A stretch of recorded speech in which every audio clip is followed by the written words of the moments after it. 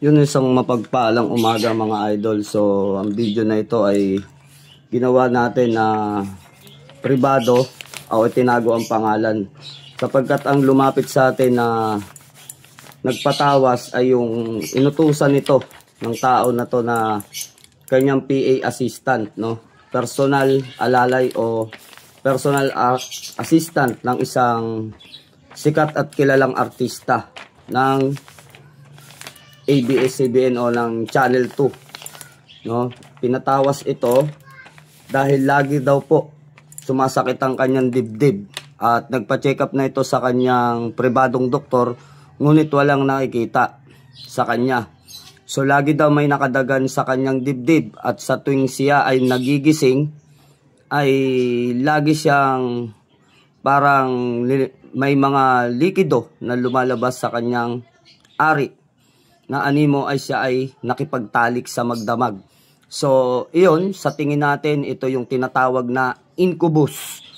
So pagpapadala o isang pag-uutos o baka naman ay astral ang ginawa dito, no? So malalaman natin ang sagot niyan mga idol sa ating pagtatawas. So iyon, maselan at pribado. Ibubulong ko na lang yung kanyang pangalan dito, tunay na pangalan nung isang sikat na celebrity o sikat na artista na babae ng Channel 2 na nag-utos lang sa atin na tawasin yung kanyang boss o kanyang amo.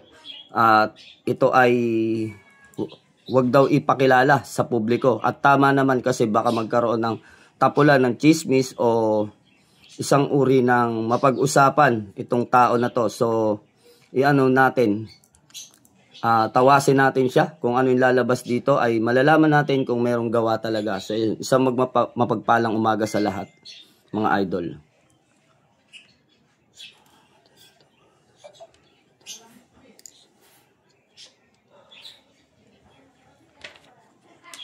Ang gagawin natin ay tawas sa tawas sa kandila, at sa papel. Kaya kung ano man ang lumabas dito, iyon ang makikita nating resulta na lalabas sa kanyang pinagtawasan. So yan mga idol, ating tignan kung ano talaga ang nangyari sa kanya. Pero sa akin, base sa spiritual na aking karanasan at paglilingkod ng gamutan, ay nakikita ko na ito ay isang uri ng incubus o astral, no? May kakayahan kasi ang isang tao na may kinalaman sa spiritual sa pag-astral o gamitin ang kanyang kaluluwa na puntahan ang kanilang target o kanilang gustong biktimahin. Ang incubus naman mga idol, ang paliwanag sa incubus, ito ay isang diablo na nakikipagtalik. So malalaman natin ang sagot dito sa ating pagtatawas.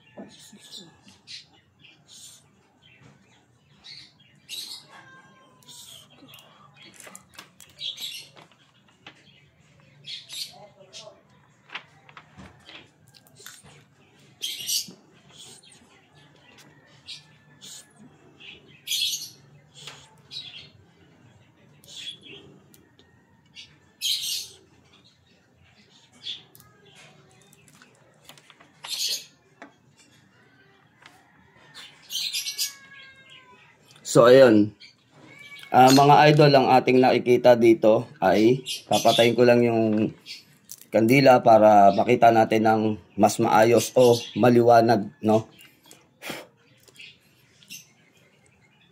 So ang nakikita natin dito mga idol, ito ay, kung makikita natin dito, may ilong.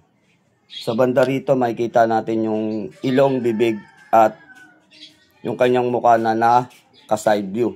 So yan yung ating nakikita. At dito naman makikita natin yung isang diablo o demonyong nakatayo sa banda rito. So ito ay sa kapaliwanagan, ito ay isang uri ng astral projection. So walang kinalaman sa tao o sa kulam. So masamang elemento hindi rin. So ang nakikita natin dito, nakita ninyo, ito ay ranking demons. Nakita ninyo yung parang kanyang hawak-hawak na. Ayan, yung parang sandata na hindi maintindihan. So ito ay kanyang ulo. Ayan, pag tinutukan natin, makita natin yung parang maliit na tuldok na mata at ilong at bibig. At makikita natin ang kaluluwa, yung kulay puti na to, ito ay isang uri ng kaluluwa ng babaeng nakahiga. So malinaw na nakikita natin sa ating pagtatawas, ito ay isang uri ng incubus at hindi ito astral projection. So iyon, sa tinatawag natin na mga naga-astral na nakikipagtalik ay merong mga ganon uri. So para siyang nakabantay, nakaabang siya, nakatayo. Ang kita lang sa kanya yung ulo at dibdib. So ito yung babaeng nakahiga. So nakikita po ba ninyo ito? Ito ay babaeng nakahiga yan. Ito yung kanyang ulo, ito yung dibdib, ito yung tiyan. So ito siya, nakabantay sa taas. Diba? Itim na itim. So ito, kita natin, kaluluwa ng babaeng nakahiga yan. Naka side view, so ito yung bandang dibdib niya. Yan yung tiyan, ito yung kanyang ulo. So natutulog, yan siya ay nakabantay. So yung ating nakikita at dito naman naka side view. Yung kanyang ilong ay hindi pangkaraniwan. So iyan, malinaw na itong video na to ay isang uri ng incubus. So iyon, ito ay papadala natin dun sa nagtanong sa kanyang personal alalay at ipapakita itong resulta doon sa kanyang boss na sinasabi natin na celebrity na kanyang pinaglilingkuran. So iyon, isang mapagpalang hapon, umaga sa ating lahat. God bless you more mga idol.